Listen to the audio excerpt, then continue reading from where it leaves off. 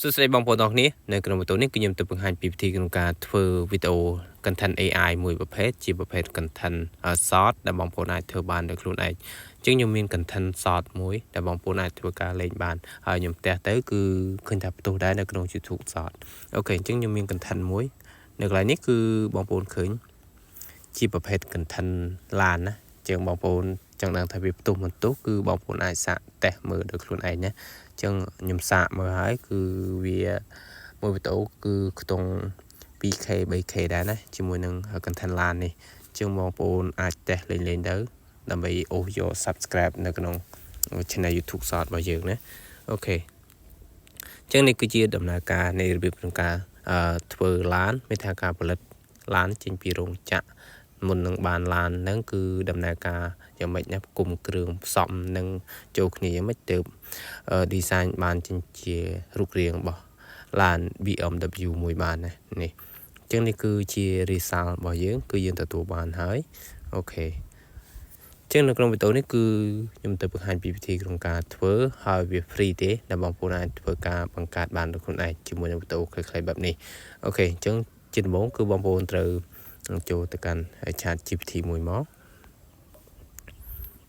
អូខេកន្លែងនេះគឺខ្ញុំធ្លាប់បង្កើតហើយតែខ្ញុំសូមបង្កើតថ្មីមួយពុកម៉ែបងប្អូននៅកន្លែងនេះខ្ញុំសរសេរថា create scene maker BMW អញ្ចឹងយើងលេង content LAN ប្រភេទ BMW ជាប្រភេទ LAN ថ្លៃមួយដែរអូខេអញ្ចឹងយើងឲ្យវារៀបចំជាប្រភេទ scene ណា scene ទី1និង scene ទី2រហូតដល់ដំណើរសាច់រឿងរបស់ LAN BMW នេះ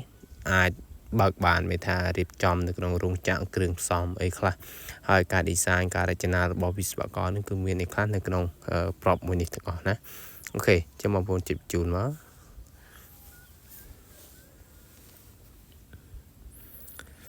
អូខេអញ្ចឹងបន្ទាប់មកគឺ AI វានឹងឲ្យ prop របស់យើងគឺមកស្អាត10 prop ណាអូខេ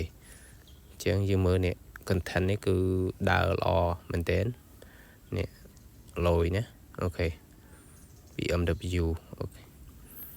សិតតែជាប្រភេទ content មួយដែលមានថារាំងទៅបរទេសអូខេអញ្ចឹងយើងចាំវាដើរមកតិចសិន9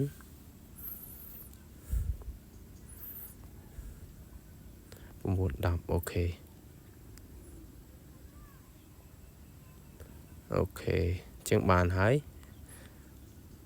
ជាងនេះបើសិនជាយើងចង់បានប្រាប់តទៀតគឺយើងអាច generate ពីវីដេអូ style ផ្សេងៗគ្នាបានណា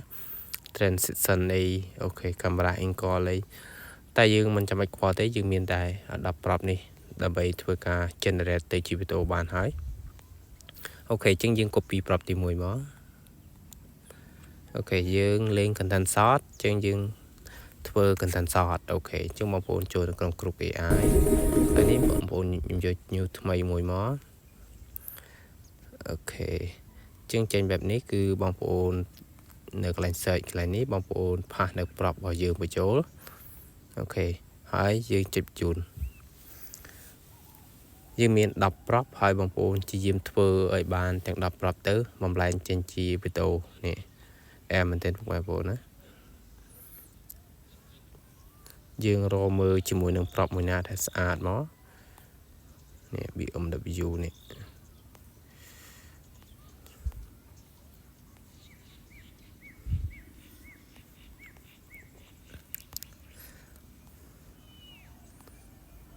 អូខេអញ្ចឹងបងប្អូន scroll មកវា suggest ឲ្យយើងច្រើនណាអូខេអញ្ចឹងខ្ញុំយកគ្រឿងផ្សំមួយនេះចោះនេះតំណងដែរអូខេអញ្ចឹងយើងចុចប៉ុណ្ណេះហើយយើងឲ្យវាបង្កើតចេញជាវីដេអូមក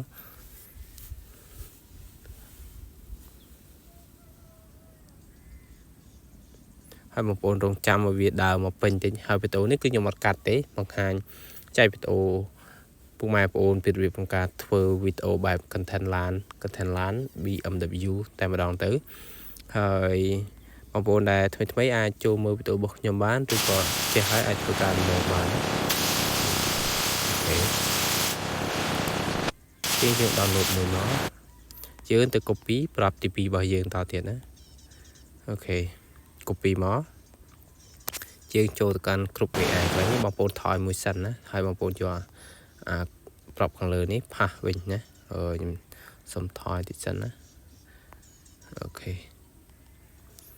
ខ្ញុំថយខ្ញុំ select ហើយយើងផាសបញ្ចូលហើយចុចបញ្ជូនមួយទៀតមកអូខេនេះគឺជាដំណើរការនៃការរៀបចំធ្វើហើយឡាន BMW